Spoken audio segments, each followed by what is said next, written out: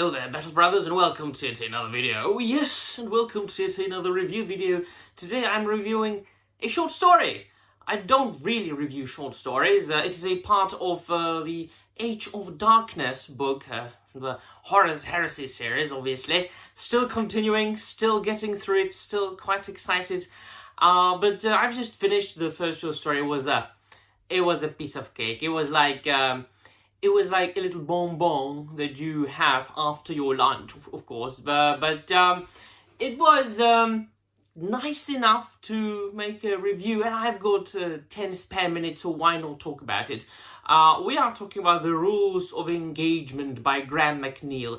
It is an Ultramarines story, and I haven't really reviewed many Ultramarine stories apart from No Fear, which of course deals with probably the biggest engagement and the biggest battle of the Horus Heresy, of course, where it was like a tremendous tragedy for the Ultramarines, one of their worlds being completely destroyed and annihilated, but then of course coming out of it victorious, thanks to many Space Marines, but specifically Remus Ventanus, who is the protagonist of this short story as well. This review, by the way, will contain spoilers, so if you don't want this short story to be spoiled for you, please do leave and come back later. So we find ourselves we're in a battle. We are thrown in a battle. And it's so fascinating because it is a series of battles. We jump from one battle to another. Well, it's not really true. We don't find ourselves in the battle right away. It has got a little bit of a preamble, a little bit of a prologue where a character is writing something, and by the end of the prologue we find out that it is Robert Guillemont writing the Codex Astartes. Oh, Jesus. Let me tell you, it's so fascinating. Once again, I'm into Warhammer 40k, like month 10, 25 plus novels in, a lot of short stories in, a little bit of a lexicanum in. I don't really enjoy like reading lexicanum wiki too much. Don't watch lore videos at all. I consider it cheating. Don't really like it. I don't want to spoil the fun of actually discovering the lore through novels and codexes. I will get into the old codexes, man. I want to tell you right now. But then, once the prologue ends, we get straight into a series of battles, series of engagements on different planets, and Ultramarines battling other Astartes legions. It's the Death Guard, then the Salamanders, and that's where you go, wait, what? The Salamanders are not a traitor legion, they are one of the loyalists. Why are they battling Salamanders? And there you go, well, alright, something's off. Things aren't as they seem to be. They are either the Alpha Legion being infiltrating or faking that they are Salamanders, or something else is completely off. But they just leave it like that, and then they go on and they battle the Sons of Horus at Macragge. I pronounce things as I would pronounce them as a Czech person. Now, a lot of the names in Warhammer 40k, especially then the names connected with the Ultramarines, are like based on old Roman names, Latin, right? And then of course, for example, Space Wolves is like names from Old Norse. It's quite obviously I'm not going to pronounce them as a native English speaker, but I would pronounce them as I would pronounce them, being a like Central European. So it's Macragge, where they are battling the Sons of Horus. And what it is about is that it's all about the Codex Astartes and new strategies for battle and war being implemented in practice by Remus Ventanus.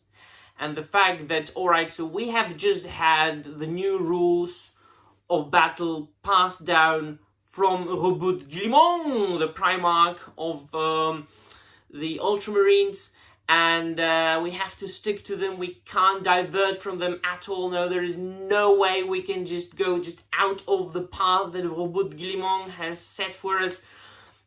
He angers a little bit some of other Ultramarines by that, as their superior, of course. You know, he gives the order and they have to listen. But first, it seems as if they were to be defeated, and then, like, somehow miraculously, Jesus Christ, what happened? We won suddenly. You know, like things turned within a minute, and we are absolutely demolishing the enemy. Except for the last battle, which is the battle at Macragge against the Sons of Horus, which they come out of nowhere and they are smashing the Ultramarines and they are driving them to the gates of their keep, and it's just they are about to lose, and Remus Ventanas is the only one left standing. And that's when Horus arrives, Horus himself, in a helmet, right? And then he said, like, look at me. He doesn't say it like that. This is, like, specifically described that he has got a beautiful voice. So he takes off the helmet, and it's Robert Guillemot, right? So we find out that those battles that they have been going through in the 40 pages, I think it's like 40 pages in this like PDF format. Short story. So we get to know that it's actually like a practice. These were practice battles.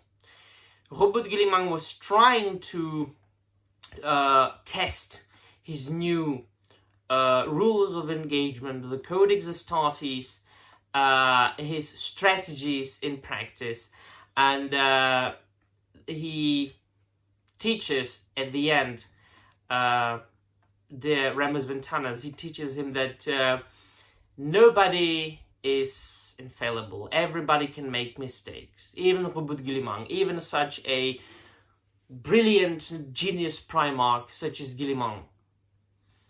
So as far as battle goes, in war, in battle, you very often have to rely on the moment, on yourself, on the acts of bravery. And especially then when the 4th Company of the Ultramarines is concerned, because at this point of time the 4th Company of the Ultramarines Legion is very much known for performing silly, crazy acts of bravery and risking a lot.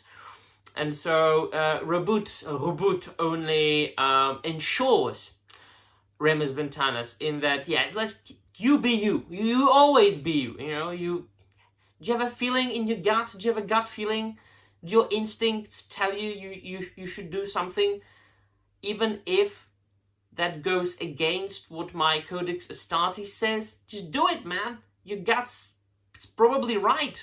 So it's a very nice short story with a little bit of a like, you know, lesson there, right?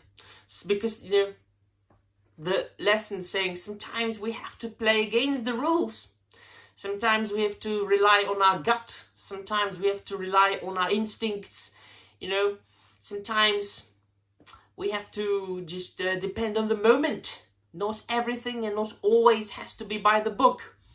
And when Robert Guillemot says that means something. So yeah, it was a very good, wholesome short story, quite suspenseful, with a nice twist, which is everything that a short story has to be. I feel good about reading that, and I'm moving forward.